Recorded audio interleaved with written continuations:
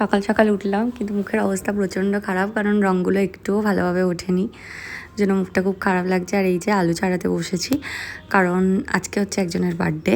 তো বার্থডেটা সেলিব্রেট যেহেতু এখান থেকে হবে, তো আমরা ফ্রেন্ডরা মিলে যেহেতু সেলিব্রেট করছিলাম, সো সমস্ত দায়িত্ব আমাদেরই। আর যারা আছে তারা কেউ ক্যামেরার সামনে আসবেন না, সো আমি একাই করছি।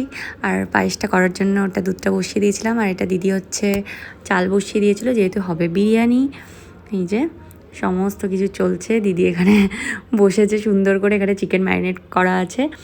আর ঘরটা যা গরম হয়েছে, যা গরম তো পড়েছে। আর আমি যে চালগুলো ইয়ে করছিলাম, ওই এটাতে হচ্ছে চিকেন, তারপরে আর কি চিকেনটা হয়ে গেলেই চিকেন দিদি হচ্ছে সব সাজিয়ে দিয়েছিল, আর আমি হচ্ছে খোয়াক্ষীরটা উপরে ছড়িয়ে দিচ্ছিলাম, কারণ খোয়াক্ষীরটা দিলে খুব সুন্দর টেস্টি হয়।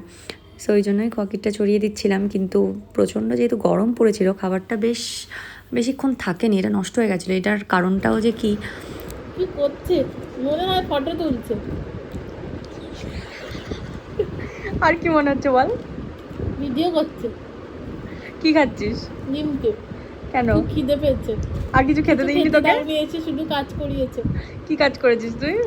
আমি একটা বড় বিরিয়ানির হাঁড়ি তুলেছি, আর হচ্ছে তোমাকে খুচখুচ করে অনেক বাসন নিয়ে গেছি তোমার থেকে, না ঘর মুছিনি। আর এটা আচ্ছা চিকেন চাপ বানিয়েছি। চিকেন চাপ বানিয়েছিস তুই? হ্যাঁ, ওই যে নাড়লাম, 2-4 বার নেড়ে শুয়ে পড়েছিস, তারপরে দিদি নেড়েছে। চিকেন চাপ বানিয়েছি। আচ্ছা, তারপর আমার খুব খিদে পেয়েছে, তুমি একবার বলেছো বিস্কুট দেবো বলেও দাওনি।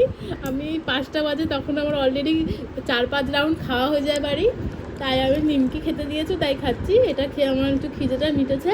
না এটা খেয়ে আমি বাড়ি চলে যাবো। না, এটা খেয়ে আমি বাড়ি, আমরা বর আসবে তারপর বাড়ি যাবো। তারপরে এখন সবাই আসতে শুরু করে দিয়েছে, যারা যারা আসার ছিল। এই যে সবাই বসে গেছে, একটু টিভিও দেখছিল, আর এই পুচকিটা। আর এখানে চলছিল গিফট আনবক্সিং, মানে গিফটটা খোলা হচ্ছিল।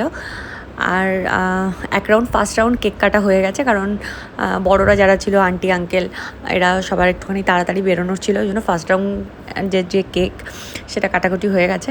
আর সেই কেকটাই খাওয়া চলছে। যে আঙ্কেল, আর ইনি হচ্ছে পা ব্যথা নিয়ে চলে এসেছেন এবং পাটা তুলে বসে আছেন, যথারীতি কোনো কাজবাজ করতে পারছেন না।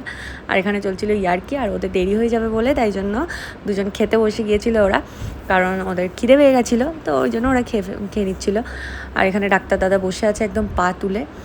তো এই যে এই সমস্ত হাসি মজাক চলছে, কিন্তু এর মধ্যে আমার যেটা বলার সেটা হচ্ছে আমি সত্যিই খুব লাকি। আমার এই মুহূর্তে আমার ফ্যামিলি বলতে সেরকম কিছু নেই আমার কাছে।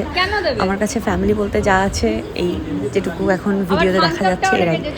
মানে আমার সুখ দুঃখ হাসি কান্না, আমি এমন টাইমে আমার বন্ধুদেরকে পেয়েছি।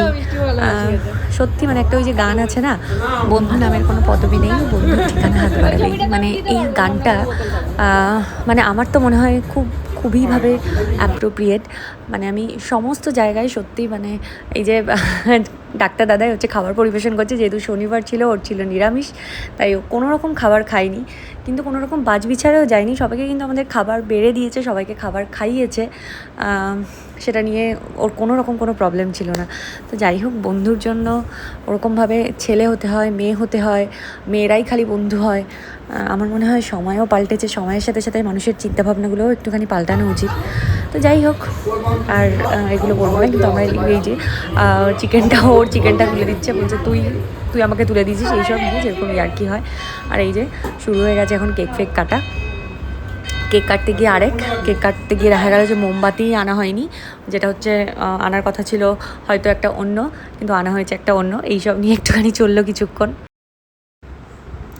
এই যে সবাই একটুখানি হাসি ঠাট্টা চলছে, আর এদিকে নাচও লাগিয়ে দিয়েছে, যেহেতু বয়স বাড়ছে, কমছে না, তো আমাদের সবার একটা করে বয়স বাড়ছে। তো ইনি হচ্ছে পিস করতে লেগেছে, যে কেকটা সবাইকে একদম সমান খেতে হবে, এই জন্য।